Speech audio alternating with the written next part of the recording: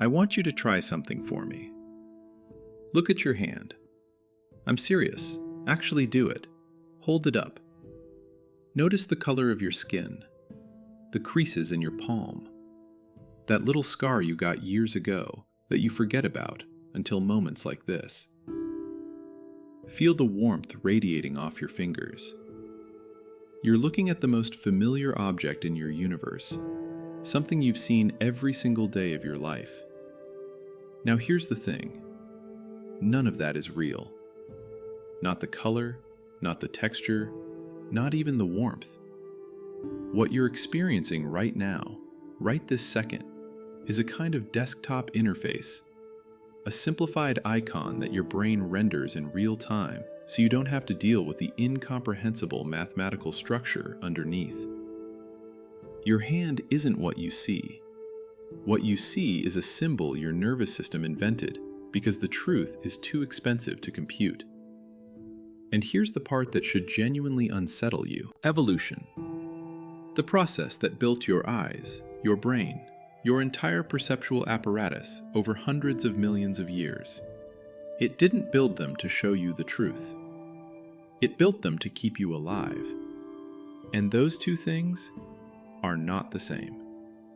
Not even close. A cognitive scientist named Donald Hoffman spent 30 years trying to prove this wrong. He ran the simulations. He did the math. He published the theorems. He couldn't disprove it. And what he found instead is worse. Much worse. He found that natural selection doesn't just fail to reward truthful perception, it actively punishes it. Organisms that see reality as it actually is go extinct. Let that settle for a second. The book is called The Case Against Reality: Why Evolution Hid the Truth from Our Eyes. It was published in 2019. Hoffman is a professor of cognitive science at the University of California, Irvine. He's been studying perception and consciousness for over 3 decades. He has a TED Talk on this topic with over 11 million views, which tells you something. There is a massive, hungry audience for this idea, and I think I understand why. Because once you see what Hoffman is actually arguing, you can't unsee it. Paradoxical, I know. A video about the unreliability of seeing that changes how you see. But that's exactly what happened to me. Now, I'll be honest, I don't agree with everything in this book. Some of his later arguments about consciousness get speculative in ways that made me uncomfortable. I'll tell you when we get there.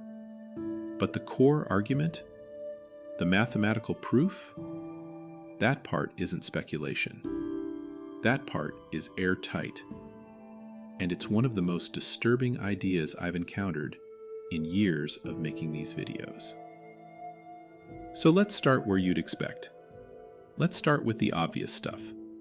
The things your brain gets wrong that you already sort of know about.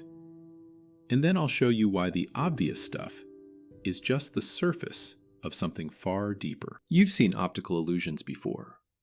You know the checkerboard shadow illusion. 2 squares that look like completely different shades of gray, but are actually identical. You know the dress. Was it blue and black, or white and gold? You've seen the spinning dancer that seems to rotate in both directions, depending on your mood, or your brain chemistry, or, honestly, nobody fully understands why. But those are parlor tricks. They're fun, they're surprising, but they feel like glitches. Edge cases, exceptions that prove the rule. Your brain is mostly accurate, right? It just makes these cute little mistakes at the margins.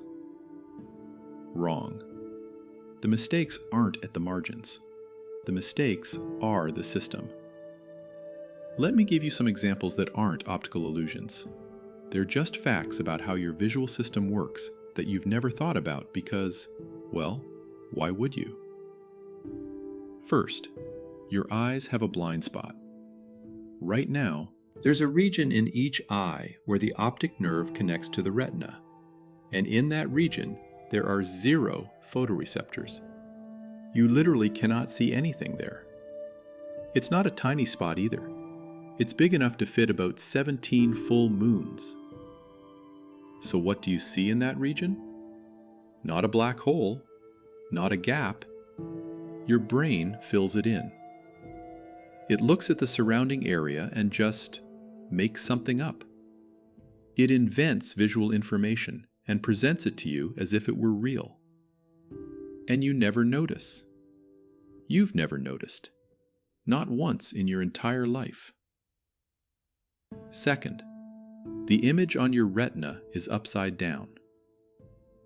Light enters through the lens, which inverts the image, and what hits the back of your eye is a flipped version of the world. Your brain silently rotates it. You have never experienced the raw signal your eyes actually receive. Third, and this is the one that gets me, there's an 80 millisecond delay between when light hits your retina and when you consciously experience seeing something. 80 milliseconds doesn't sound like much, but it means that everything you see has already happened. You are always looking at the past. Your brain compensates for this by predicting where moving objects will be, which means that what you see isn't even a delayed recording of reality. It's a delayed prediction about reality. You're watching a simulation that's running on an 80 millisecond lag and filling in the gaps with educated guesses. So here's my question.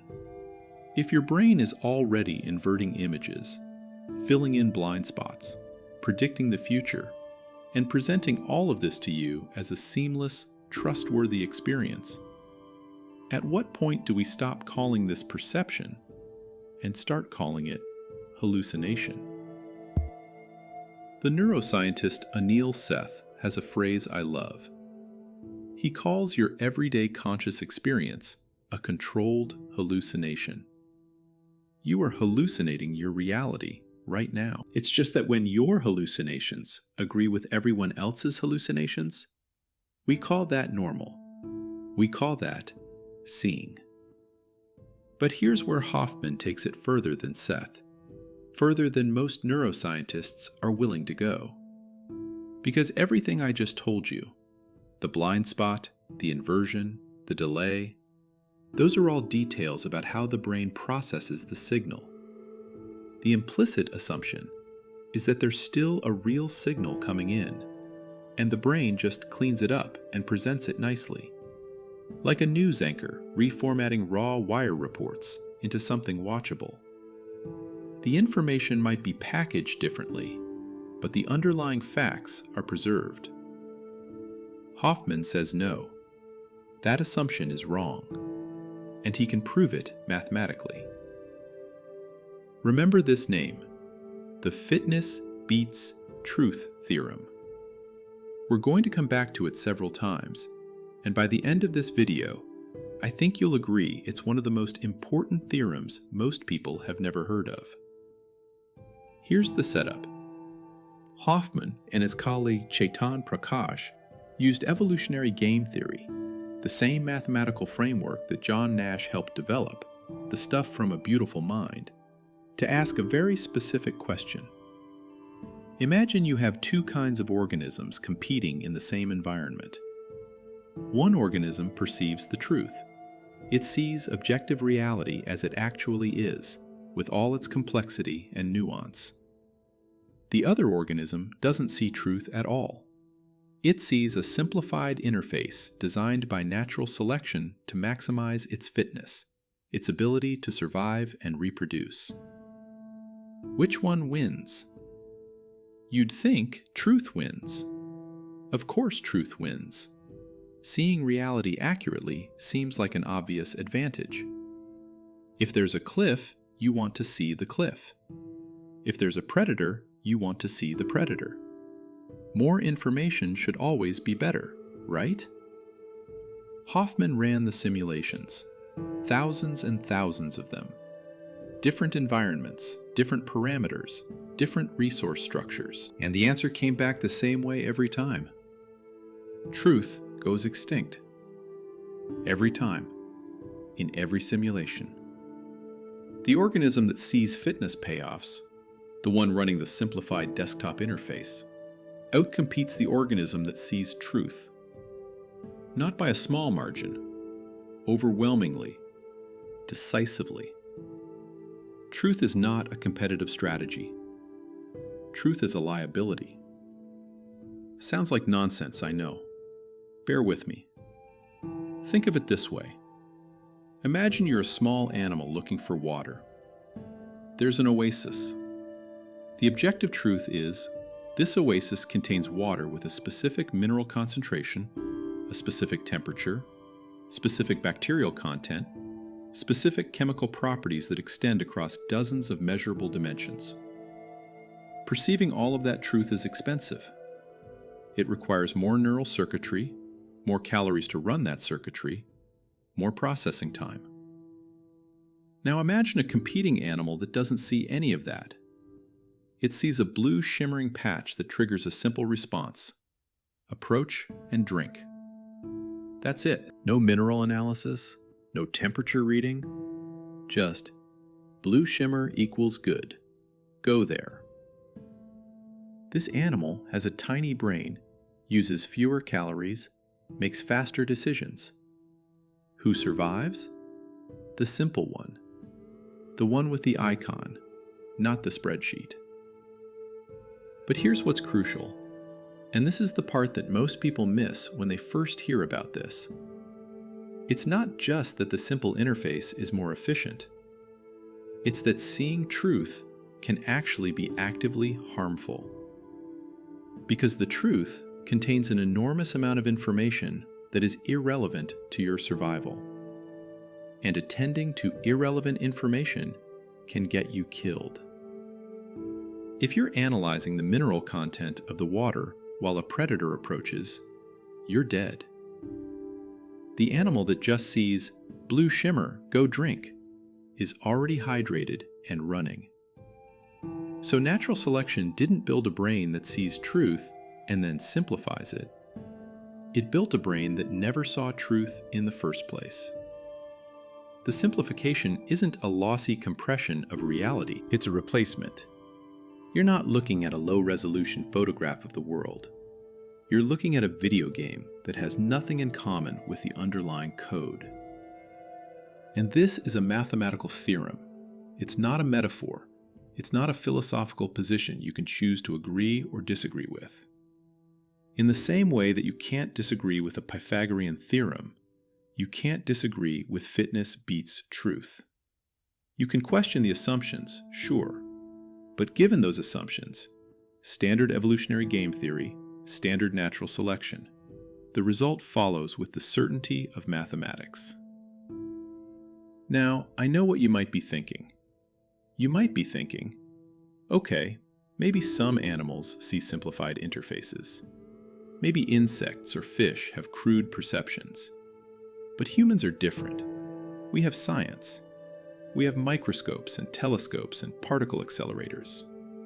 We've used our perception as a starting point and then gone beyond it. We've discovered atoms, quantum fields, space-time curvature. Surely we've broken through the interface. This is a good objection, and honestly, when I first read Hoffman's book, this is exactly where I pushed back. But Hoffman has an answer, and it's annoyingly convincing. Let me explain with an analogy, one he uses in the book. Imagine you're working on a computer. You see a blue rectangular icon on your desktop that represents a Word document. You know the icon isn't the actual file. The actual file is a complex pattern of voltages and magnetic states on a hard drive somewhere. The icon is just a convenient representation. Now, here's the question. Does the fact that you can use the icon successfully, double-click it, edit the document, save it, email it, does that mean you've accessed the underlying truth of what the file really is? No. You've successfully manipulated the interface. You've used the icons as they were designed to be used. But you have zero understanding of the actual transistors, the voltage states, the machine code running underneath. You don't need to. The whole point of the interface is that you can be effective without understanding the truth. Hoffman's argument is that science does the same thing at a higher level. When we build a particle accelerator and discover the Higgs boson, we haven't broken through to reality. We've built a very sophisticated extension of our perceptual interface. We've added higher resolution icons. But icons are still all we have. We've never, not once in the entire history of our species, experienced the underlying code. I'll give you a few seconds to sit with that, because I think it's one of the most vertiginous ideas I've ever encountered. The claim isn't that science is wrong. The claim is that science is right about the interface. Our models are brilliant, predictive, useful. They work. But works and true are different things. A map can be useful without being the territory. And our entire scientific enterprise, according to Hoffman, might be an extraordinarily detailed map of a territory we have never and can never visit. Okay, let me bring this down from the abstract with a story. Because this is my favorite part of the book, and honestly, it's the part that made me think Hoffman might actually be right. In the 1980s, in the outback of Western Australia, entomologists noticed something disturbing.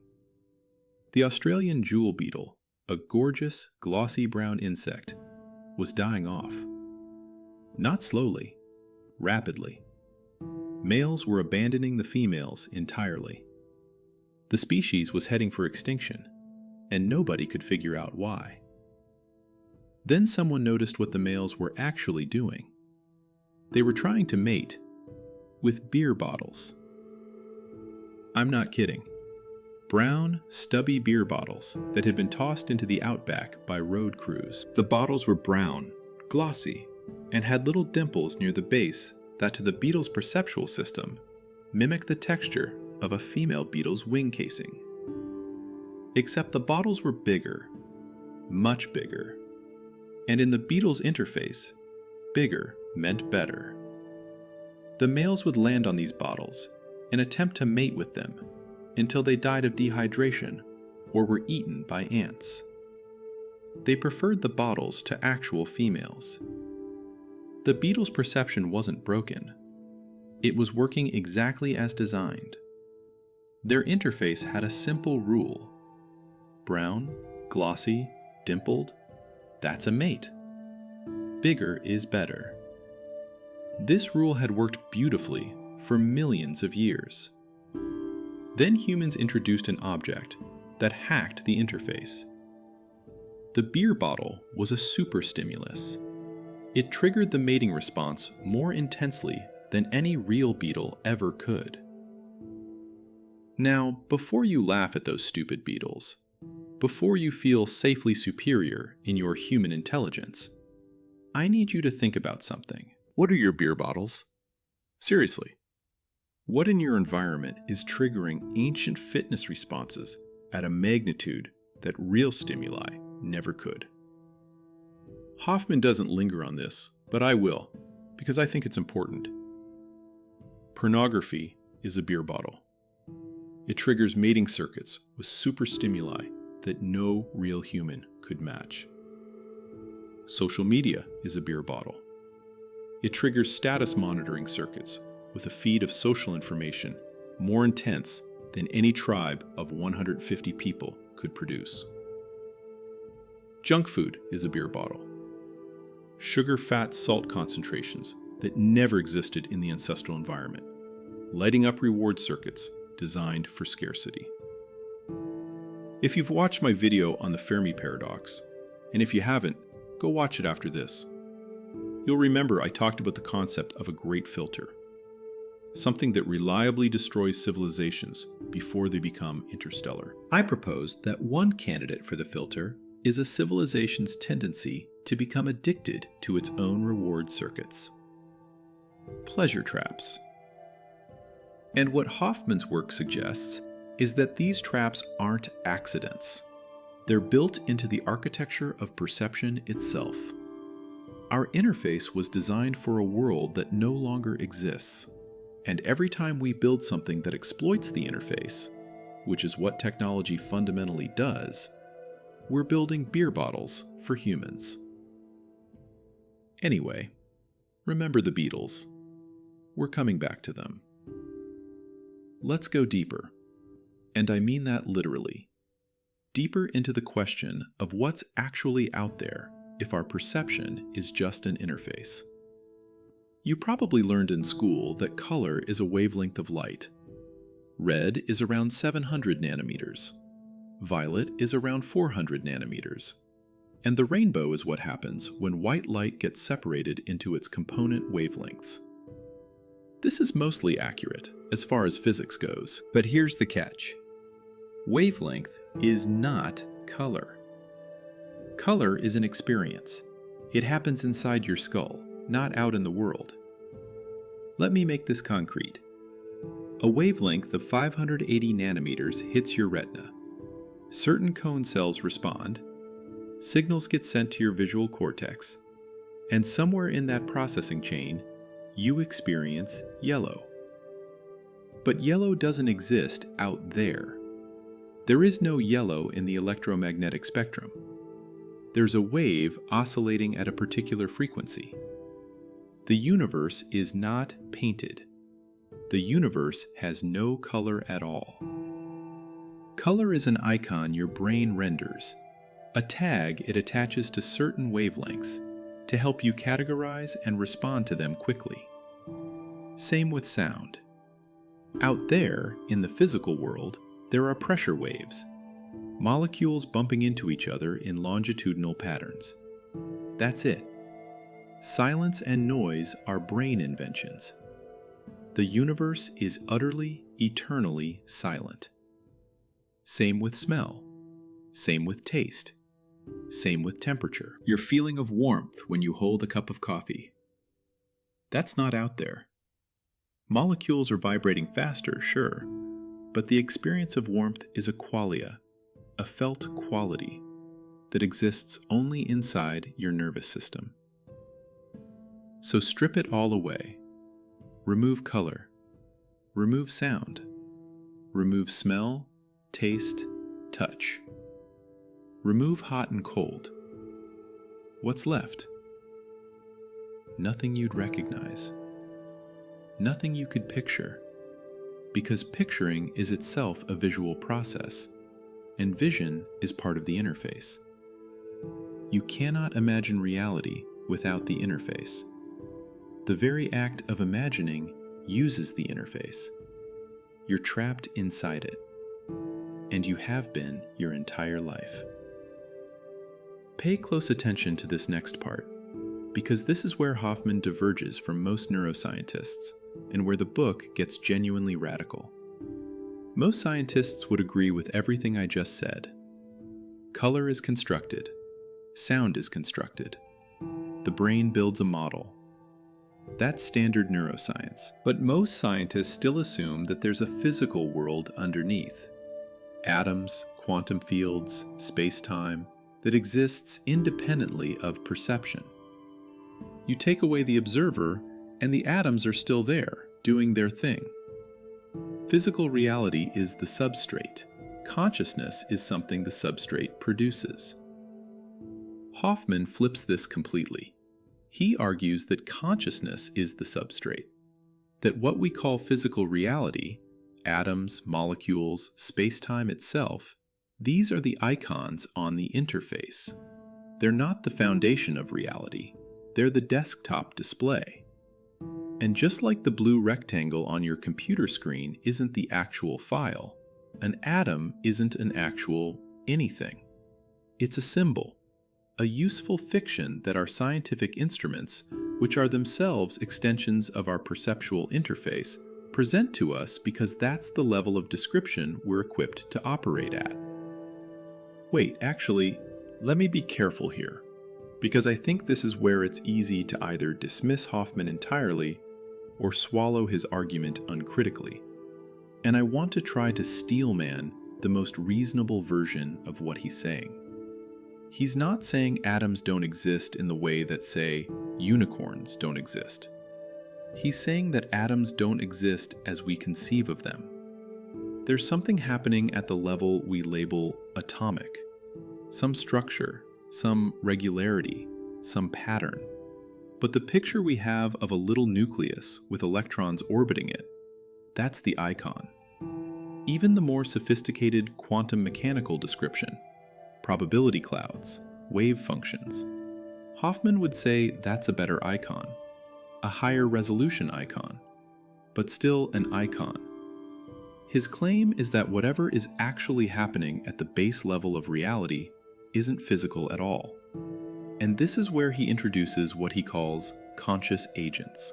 Hoffman's theory, and I want to emphasize, this part is much more speculative than the fitness beats truth theorem, is that the fundamental constituents of reality are not particles or fields or strings.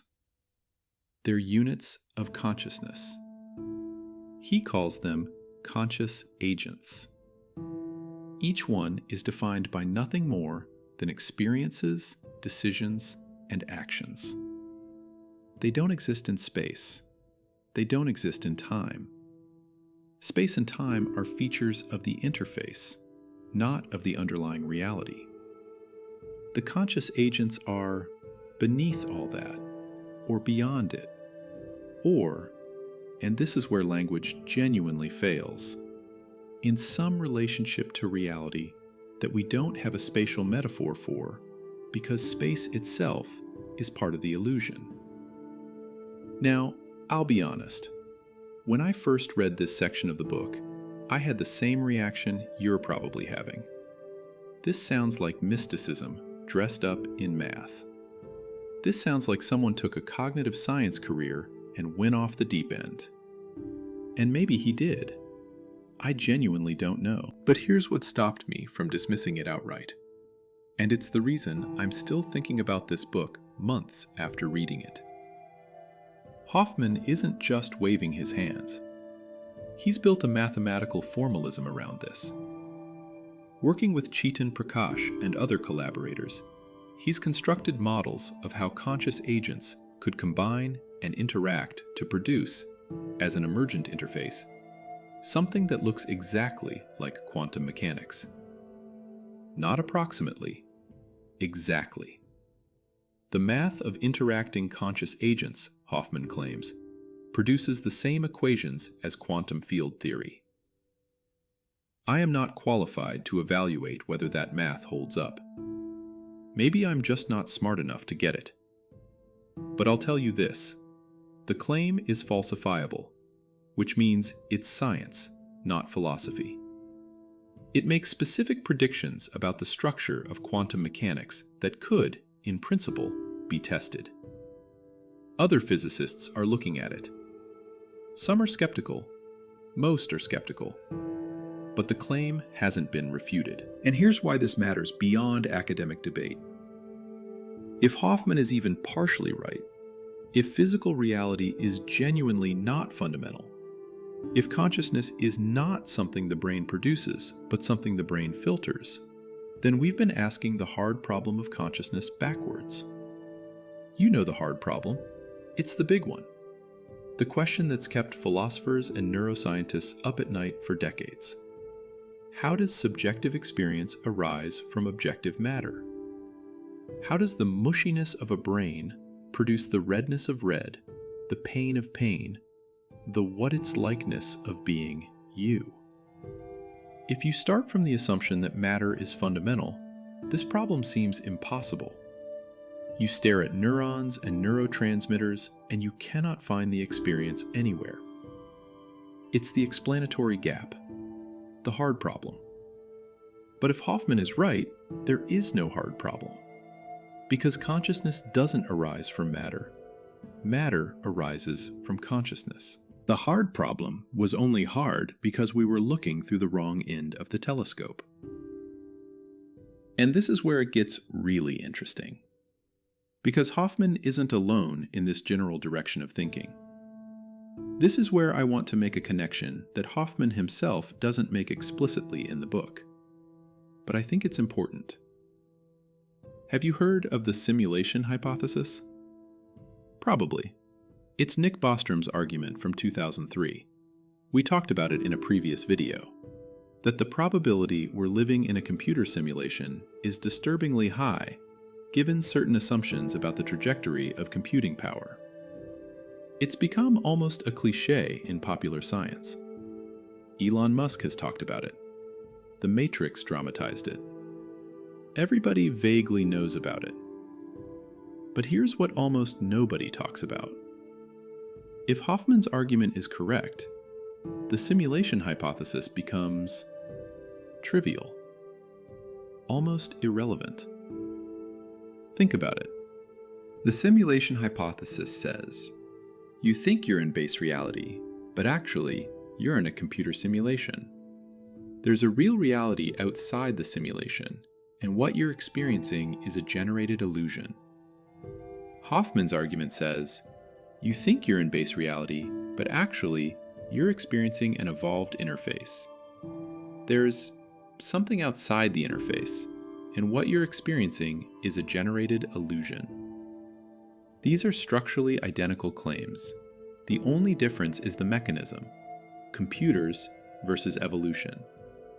If you already accept Hoffman's much more modest claim, which is backed by mathematical proof, not philosophical speculation, then Bostrom's simulation hypothesis isn't adding anything new. You're already not in base reality. You never were. Whether the interface was built by a programmer or by natural selection doesn't change the fundamental situation. You have never, in your entire life, had a single experience of reality as it actually is. So the next time someone asks you, do you think we're living in a simulation? The honest answer is, we're definitely living in something. The only question is, what's running it? But here's where I want to take a conceptual turn. Because everything up to this point, the blind spots, the fitness beats truth theorem, the Beatles, the color argument, even the conscious agents, all of it has been about the individual, about what your brain does to your perception. And that's the obvious reading of Hoffman's work. It's about the eyes. It's about the brain. It's about the sensory interface each of us carries around. But I think the real implication is bigger, much bigger, and it has nothing to do with neuroscience. If our individual perceptions are evolved interfaces rather than windows onto truth, then what about our collective perceptions? What about the things we agree on? Not because they're real, but because we're all running the same species of interface. Think about money. Money isn't real. I don't mean that in a trivially philosophical way. I mean that the physical paper or the digital number in your bank account has no intrinsic value whatsoever. It has value because we all agree it has value. We're running the same socioeconomic interface, and that interface renders a piece of paper as valuable. A dog looks at a $100 bill and sees nothing, because the dog isn't running the same interface. Think about national borders. There's no line on the ground between France and Germany. If you walked across that border with no knowledge of human civilization, you'd notice maybe a change in architecture eventually. But the border itself is an icon on a collective interface. We all agree to render it, and then we kill each other over it. Think about time. Not physics time. Lived time. The hour that drags when you're bored and races when you're in love. The way Tuesday feels different from Saturday, even though physics has no concept of weekdays. Our shared temporal interface, calendars, clocks, schedules, is a collective hallucination we've agreed to maintain because it coordinates behavior. It's useful, but it's not real. Not in the way we experience it. And this is where I think Hoffman's work connects to something he himself seems unaware of, or at least doesn't explore in the book. It connects to the philosophy of Immanuel Kant. 250 years ago, Kant proposed something that made him one of the most important thinkers in human history, and also one of the most frustrating. He said that we never experience things in themselves, the Ding an sich. We only experience phenomena, things as they appear to us, filtered through the structures of our minds. Space, time, causality. These aren't features of reality, Kant argued. They're features of the mind that the mind projects onto reality to make it comprehensible. For 2.5 centuries, this was considered philosophy. Deep philosophy, respected philosophy, but philosophy. An argument you could entertain or reject based on your temperament. What Hoffman has done, whether he fully realizes it or not, is provide the first empirical and mathematical support for Kant's claim. Fitness beats truth is the evolutionary mechanism that explains why Kant was right. We don't see things in themselves because natural selection killed every organism that tried to. The thing in itself is not just difficult to access, it's lethal to access. Seeing truth gets you outcompeted by the organism next to you that sees useful fictions instead. Kant suspected, Hoffman proved. And that brings us to what I think is the most uncomfortable implication of all of this, and the thing I haven't been able to stop thinking about since I finished this book. If we are not equipped, biologically, neurologically, evolutionarily, to perceive reality, then how confident should we be in anything? I don't mean that as a cheap nihilistic provocation. I mean it as a genuine question. We base our lives, our decisions, our relationships, our politics, our sense of meaning on our perception of how things are. But if how things are is a fitness-maximizing illusion, if we're all beetles on a beer bottle, convinced we found the most beautiful mate of our lives, then the gap between what we experience and what exists might not be small. It might be total. And here's the darkest corner of this idea. You can't fix it. You can't upgrade the interface. You can't meditate your way to truth or think your way past the simulation. Because every tool you have, every thought, every feeling, every insight, every scientific instrument is part of the interface. The interface is not something you use, it's something you are. There is no you behind the interface. The you that's trying to look behind the curtain is the curtain. That doesn't mean life is meaningless. That doesn't follow at all. The beetles on the beer bottle might be deluded, but the beetles who mate with actual beetles and raise baby beetles, they're also deluded. Their perception is just as much an illusion. The difference isn't truth versus illusion. It's functional illusion versus dysfunctional illusion. The best any organism can do is run an interface that tracks fitness payoffs accurately. And for the most part, that's what we do. We fall in love, and it's real in the only way anything is real. It's a functional icon in our species' interface. We see a sunset, and it's beautiful in the only way anything is beautiful. Our interface renders it that way because... Actually, I'm not sure why natural selection made sunsets beautiful. Maybe it has something to do with assessing weather conditions. Maybe it's a side effect. Maybe beauty is a bug, not a feature. Honestly, I have no idea. And I think that not knowing is the right place to end up. Not defeated, not nihilistic, just appropriately humble. Hoffman ends his book with a kind of optimism I'm not sure I share.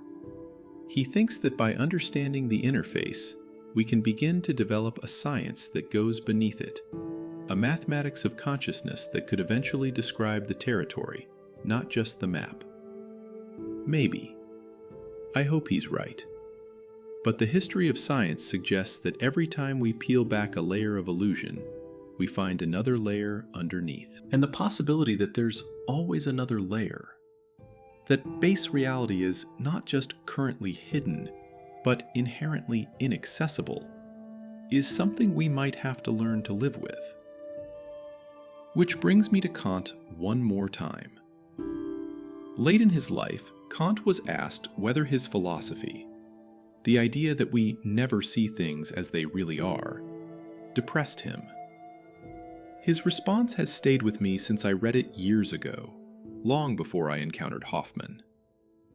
He said no. He said that the limits of knowledge make room for faith. Not religious faith, necessarily, but faith in the sense that there's something more. That the world is larger than what we can see. That the interface, for all its limitations, is pointing at something real. Something we can feel, even if we can never perceive it directly. I don't know if that's true, but I find it beautiful that the man who proved we're trapped behind a wall also found that the wall itself was worth marveling at. Tonight, when you turn off the lights and close your eyes, for a moment, the simulation dims. The colors disappear. The shapes dissolve. The interface goes quiet. What's left? Not darkness. Darkness is still something your brain renders. What's left is nothing you have a word for. Nothing you could describe, because description requires the interface, and the interface is sleeping. And that nothing, that wordless, imageless, formless gap between you and whatever is actually out there, that might be closer to the truth than anything you've ever seen. Just something to think about next time you look at your hand.